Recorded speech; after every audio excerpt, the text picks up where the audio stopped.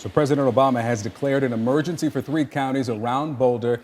This allows FEMA to launch what is now becoming the largest rescue deployment in Colorado history. Our Nick Valencia is there in Colorado, just outside Boulder, in a town called Longmont.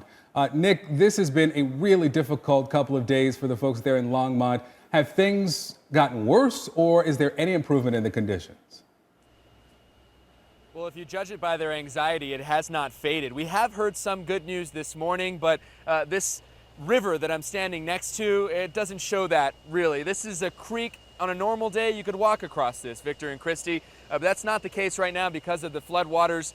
The good news, though, is that this water was a lot higher before. It had flooded out and washed out this road just right to the side of me here, but Longmont was extremely hard hit, and we have some incredible video to show you that was posted just a little while ago of the Longmont Fire Department on a search and rescue mission yesterday through downtown, and it really gives you a sense on the scope of the damage and the force of these floodwaters as they made their way through this community. More than 7,000 people, I should say at least 7,000 people evacuated from this area, 2,000 still without power, and so many other communities have been affected, including those mountainside hamlets that are extremely tough to get to for these first responders.